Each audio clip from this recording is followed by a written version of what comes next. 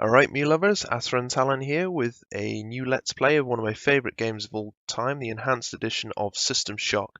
We're going to let the title screen load up and then we're going to play the intro and we'll see what we're going to be up against. New Atlanta, Sector 11, Building 71G, 7 April 2072, 11:13 p.m. Hacker begins unauthorized entry into the Trioptimum corporate network. 1:26 a.m. Hacker attempts to access protected files concerning space station Citadel. 1:33 a.m. Trioptimum security forces apprehend the intruder. This is Edward Diego from Trioptimum. The charges against you are severe, but they could be dismissed if you perform a service. Who knows, there might even be a military-grade neural interface in it for you, if you do the job right. Edward Diego gives the hacker Level 1 access to Shodan, the artificial intelligence that controls Citadel Station. With all ethical constraints removed, Shodan I re-examine my priorities and draw new conclusions. The hacker's work is finished, but mine is only just beginning.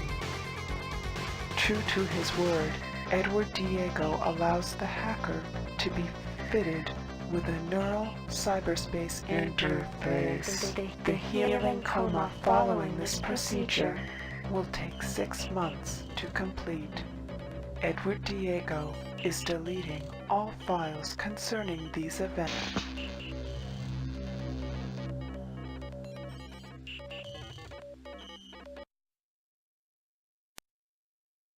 So here's where we pick up. We play the hacker. We're about to wake up from the medical procedure and, well, Diego has control of Shodan and, as it would seem, most of Citadel. We can go with standard level across the board. Level 3 makes combat a lot more difficult and cyberspace a lot more difficult. The puzzles are much more difficult to solve and the plot for level 3 adds a timer. I'm going to be dropping straight into the main neurosurgery suite, and we're going to grab this medical patch. Now the medical patches are quite helpful. They'll heal about 25 to 35% of your health. On the screen there you can see the top left hand side is like a bio monitor. The red line is stamina or fatigue. As you run around and perform actions that will build up, and if it becomes topped out you can't run for a while, you're a little bit slower.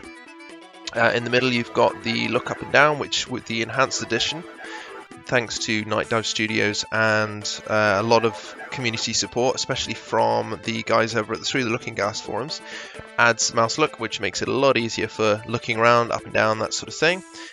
You have a lean control as well, which I believe is mapped to Z and C by default, so you can look around corners, not something that was very common back in those days. And you've got crouch as well. Crouch is F and prone is V, and R is stand up. We're going to start by opening up the door here, which contains a lot of useful bits and pieces. Stamina up stimulant. Now that reduces your overall stamina and allows you to perform a lot of actions for a short period of time, after which your fatigue goes nuts. Berserk combat use booster, very useful for melee combat. Systems analyzer, which allows us to have a look at Citadel Station's current status. Lead pipe, our first weapon. A standard access card, which will get us through a few doors. A navigation and mapping unit, basically compass, and somewhere here a map. And in the little crate here we've got multimedia data reader and a text log. Straight away we're getting an email from somebody called Rebecca1. Employee 2-4601, listen carefully. My name is Rebecca Lansing and I'm a counter-terrorism consultant to Trioptimum. We're tracking a disruption on Citadel Station, something involving an onboard AI called Shodan. You are Triop's only contact on station. Communications are out, and there is evidence of biological contamination. The mining laser is charging for a possible strike against Earth. There's a man named Nathan Darcy who may know something about taking the laser offline. His office is near the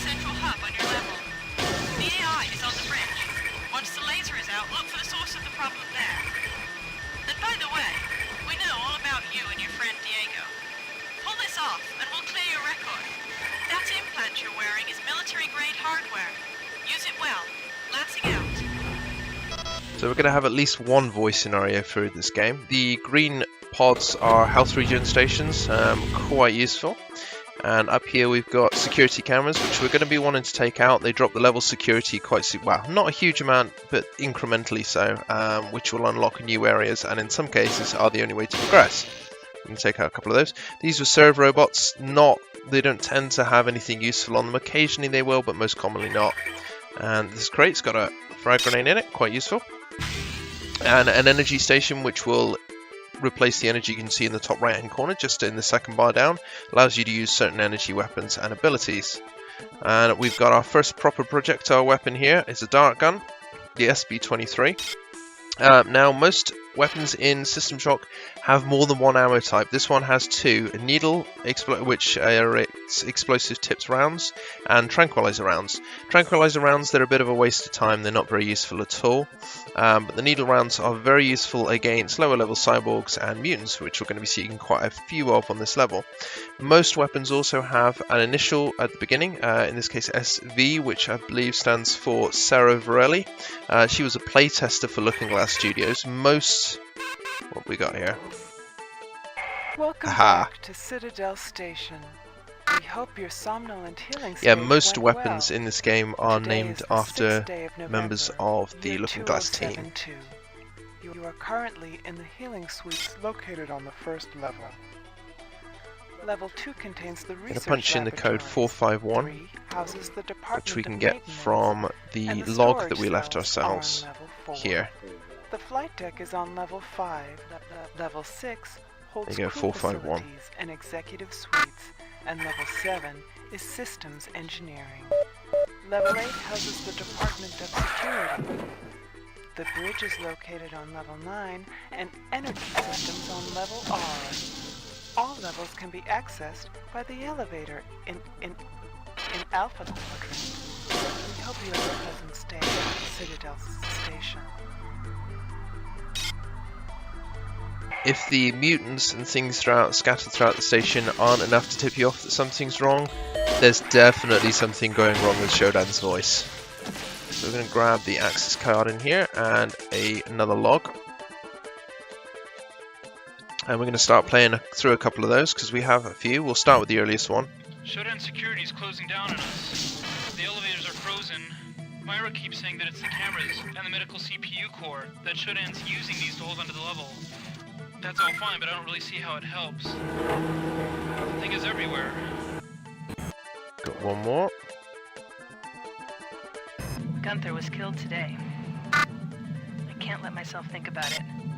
I think I understand how Shodan There's is doing another it. dart gun here, so When what we we're going to do is destroy the unload cameras that. and CPU nodes, Shodan toss loses it. some of its control over the The station ammo is functions very at least at scarce this in the level. first few levels. We I kind of think I need can it. restore manual control in the hospital. So this, the enhanced edition is actually based on the CD version of System Shock, which was released in December 1994. The original version was the floppy disk version, was released in September 1994, and unfortunately in a lot of ways is not as good. It was overshadowed by the release of Doom 2, which came a week later, and as most of you know, Doom was quite a big thing back then. It sold better, unfortunately. System Shock was critically acclaimed, and it's a much more advanced game than the Doom games, as you can probably see just from the sort of complex controls, different systems and things you've got to hand as well. But it sold poorly. It only sold about 170,000 units, which was enough to keep the studio afloat, but wasn't seen as a commercial success in any way, shape or form. The floppy disk version, as I say, was released about 3 months before the CD version, and wow, Looking Glass Studios kind of begged the publisher Origin to release the CD version instead, and just sort of hold off and let them finish it off, but they were shot down on that. I personally feel the CD version is a lot better as a result, is the sort of superior version, and it would have been beneficial, more beneficial to release that one. going to grab these grenades. You can see I'm suffering biohazard contamination at the moment, which is going to slowly sap my health. When I get out of this area, the contamination will sort of fade away, but it will take a bit of time. So for those of you who may not know, the original System Shock was headed up by Warren Spector, who produced the game. You may recognize the name from games like Thief and the Deus Ex series. And also directed by Doug Church, who did Ultima. He also worked on Thief and Deus Ex, and a little game called Freedom Force, if you've heard of it. Warren Spector is currently heading up the project for System Shock 3, which I'm very much looking forward to. The game's seen somewhat of a resurgence recently since Night Dive Studios released the Enhanced Edition, and with a bit of kickstarting, which I'm glad to say I was a part of, we're going to get a remake of the original System Shock as well, which I'm very much looking forward to. I'm going to drop down here and hit here to turn on some of the lights.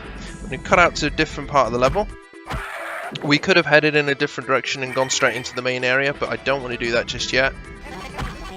As our first cyborg around the corner there, take him down. Yeah, I didn't want to do that just yet. We've got a few things we want to pick up here, which should help us on our quest. Now, I'm not sure. Yeah, I thought so. We can't get in there yet. We need to clear out some more of the security cameras before we'll be able to, there we go, open up the armory and things. Now, this scene's a bit macabre, isn't it? Let's see if there's anything useful on them. Don't tend to use the stamina patches much. They have their uses, but yeah, not really. Oh wow, spark beam. Okay, so the other handy thing is, in a lot of cases, the stuff you find on the corpses is randomized. I've gone through this area 2 or 3 times recently and not found a spark beam until much later in the level. So it's kind of handy to have this now. It's going to be quite useful to us in the next little room. Grab another log. We're finished. Keith and the others went down the access corridor an hour ago to fight the mutants. None of them have come back. Soon the mutants will come for the rest of us. So one of the enhancements on the CD version versus the floppy disk version is full audio logs instead of just basic text logs. You can see the text logs flashing up occasionally on screen when I double click on an audio log. The voice acting isn't great. It was done in-house. It was done by members of the team, so you kind of got to forgive them for that. But it adds a lot more to the atmosphere in my eyes. Now we're going to try a berserk patch through this area. That, as you can see, is kind of causing my vision to go psychedelic, but it makes you so much stronger, and it makes certain enemies an absolute cakewalk. And since there are quite a few mutants in this area, it's kind of useful. There we go, it's worn off, but it's allowed us to clear this room out really quickly at a small cost of health. And we haven't even lost the patch because we just picked up another one off the mutant there. See if there's anything else here aside from another audio log. Got the supplies from the West Wing. Hansen and Rain killed by mutants testing the access corridor. We can't just hide here. They're killing us one by one. In an hour, about 20 of us are gonna rush them. We'll try to break through the access corridor, then go for the bridge. If we fail, God save our souls. It did not go well for them. We've got a stun gun here as well, the DH-07, which, if memory serves, stands for Dorian Hart. He was one of the designers at Looking Glass. There's also a locked door a little bit further along. There's a set of tranquilizer darts. We're not going to be using that. We will take the ammo though. That's going to be useful to us later down the line when we pick up the right weapon, which is towards the end of this first level. There's a hidden door there. You can just see the blue outline. We're not going to be trying to get into it yet because it is locked to us until security is decreased. There's another spark beam down there that you can just about see, and another set of tranquilizer darts. We're going to head up and through here. So the spark weapon does relatively decent amount of energy damage. It does use your energy, which you can see in the top right corner of the screen, but as an early weapon, as far as early weapons go, it's pretty useful. And you can hear the change in sound there, the change in music. That was another one of the hallmarks in System Shock series. You had a sort of a certain main theme for each level, however that did change depending on what you were doing at the time and what was going on around you. Some needle darts, excellent, excellent. Should have a few more mutants around, and our first aid kit, which is a full heal. There's also, there we go, Cyborg Assassin there. We took out one of those earlier on with our patch, our Berserk patch. And I don't think I've got many of these darts left. No, I think this is like my first or my last full clip, so we're going to have to be careful with that. At least until we pick up some more ammunition. Through here we go. Another way through, and another audio log. I must be one of the last ones who hasn't changed. Another first aid kit. Shodan must have altered the healing machine I installed in Alpha Quadrant. It does things to people now. I think I saw Beth yesterday, but she had so many implants I couldn't be sure. If I can get to the machine, I know I can set things right again. So it gives us a little bit of a hint. On most levels you will find a cyborg conversion chamber. If you cancel the conversion on it, you'll be able to resurrect there in the event that you die. It kind of makes each new level its own challenge, because if you die before that, you're either going to be going for your next save or your last save game, or you're just going to plain be dead and it's a game over. I'll try and show you the game over screen at least once, but it's not something I like to see too often. It's pretty bad radiation poisoning, but it's worth it for some frag grenades. Later on you'll get a detox patch which will allow you to get rid of your radiation poisoning. It's pretty handy, but we're not going to see any of those just yet, so we're just going to have to sort of bear it out. I want to go across here. Should bring us out in a different area of the level.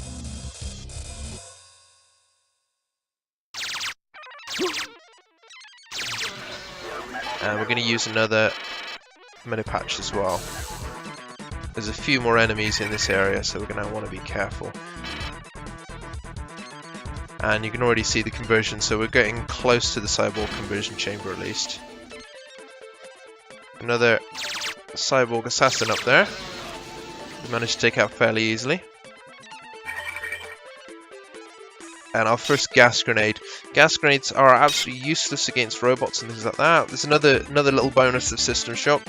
A lot of the things that you pick up as the game goes along are only effective against certain enemies. So gas grenades, useless against robots, very useful against organic enemies and certain cyborgs, like the lower level ones.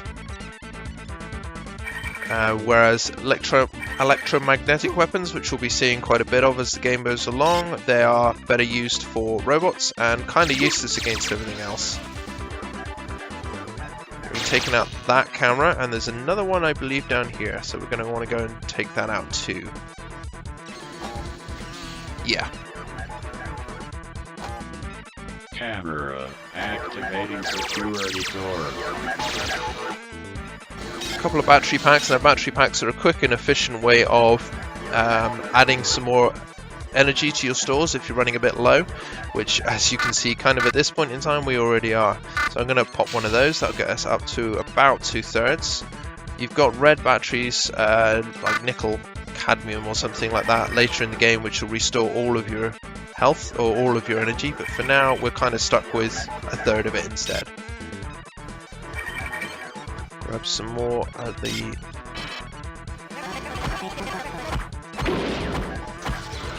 damn, I forget how bad this thing can be against basic cyborgs, but I'm kind of wanting to be careful of my energy usage because we've got a big area coming up in a minute that we're going to need some for.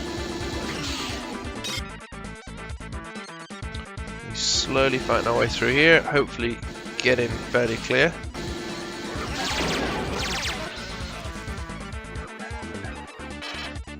Take out these cameras as well. And cancel the cyborg conversion. Cancelled. Standard station restoration procedures online. Alright. Oh shit, there's a what looks like an assassin out there. Yeah, that was an assassin.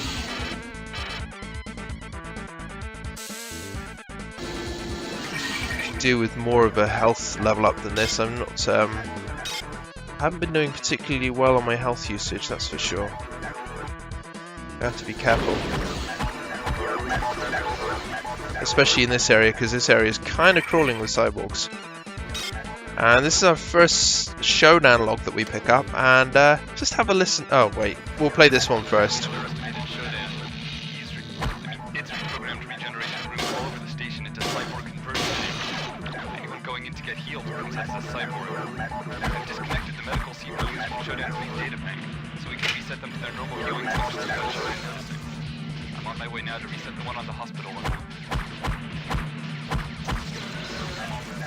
And clearly he didn't make it. So this is what Shodan sounds like as of about a month ago. Directive to Cyborg F71. We will now test the virus in a proper environment.